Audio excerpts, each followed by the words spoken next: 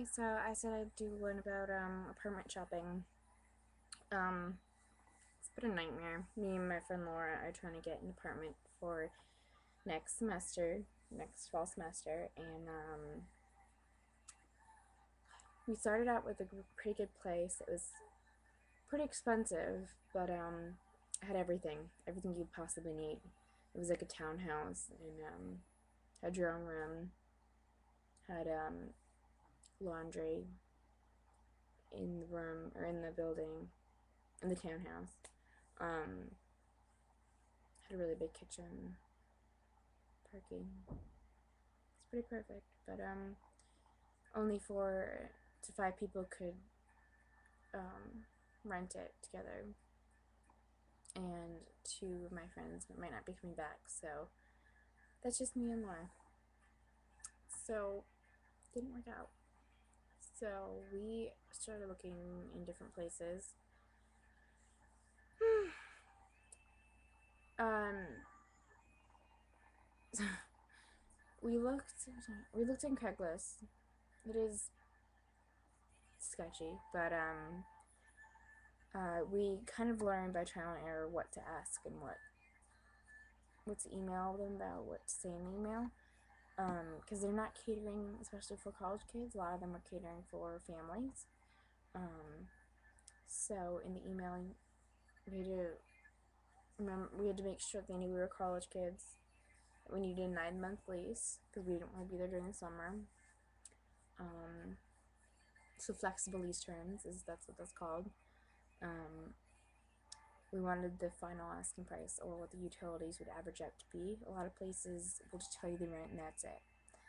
There's usually utilities which include water, electricity, heat, oil, if there is.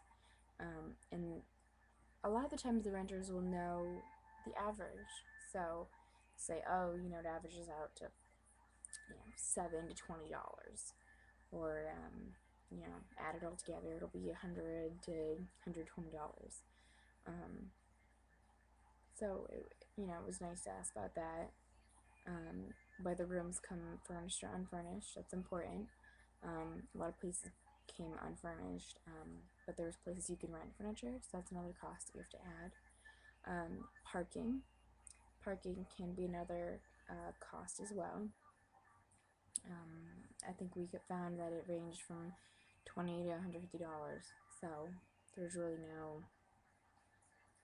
um, no average that we found. I don't know. So also about the what's included. Washer dryer, those are always nice. Whether it's a range, whether there's a dishwasher, sink, garbage disposal, all sorts of things like that. Maintenance, if there's 24-hour maintenance, that will be there. That will help you if your stove exploded. I don't know. Security is a big thing. Whether they just have one little dinky, doorknob that locks, or if there's a deadbolt, if there's chain on the door, if it's like a whole scanning system. There's a parking garage. The parking garage has cameras.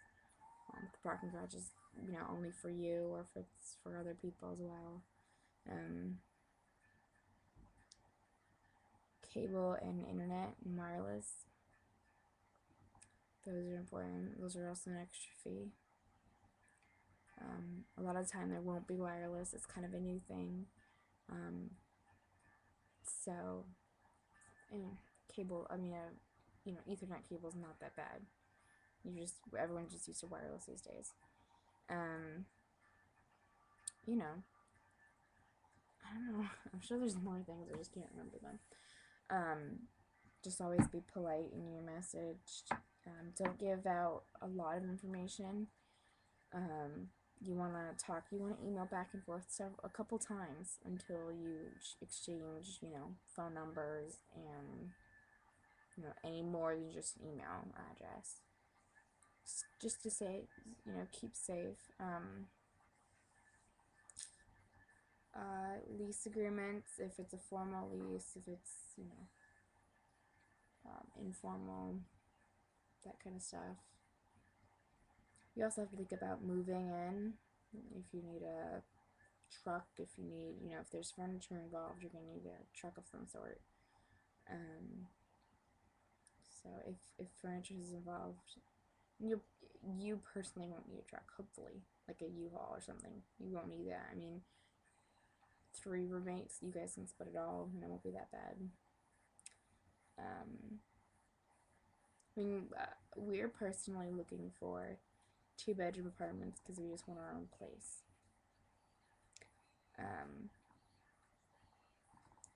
I'm 100% positive that if you share a bedroom, it'll be less, but anyways, you also want to think about jobs, if it's in a good place for jobs, if it's close to your school. You don't want a large commute and 9 o'clock in the morning, 8 o'clock in the morning. If it's close to jobs, it makes it even better. And that all factors into the price.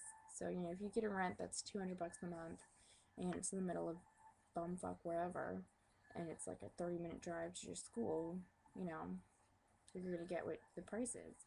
Like the apartment we were looking for was in the middle of downtown Hartford. That was like $1,000. It, was close to a bunch of jobs in the middle of downtown, it makes sense.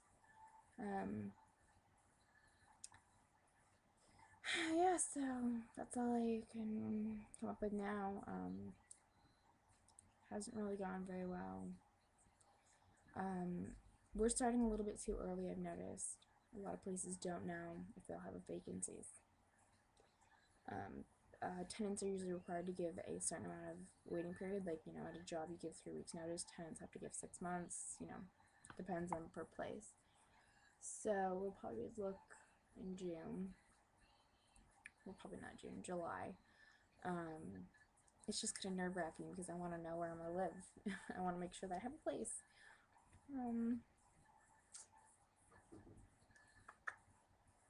I think of more things.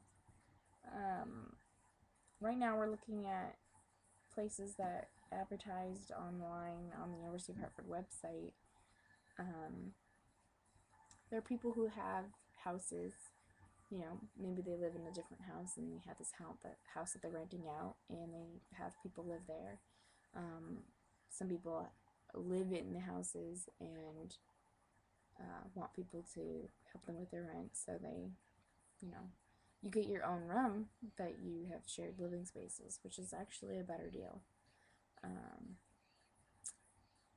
So it's actually nice because they really cater to students. They know that they're advertising on a student website, so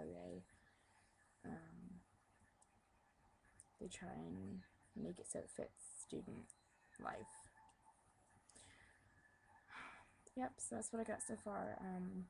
Once I figure everything out and I get into the whole process of getting an apartment, then I'll let you know how that goes.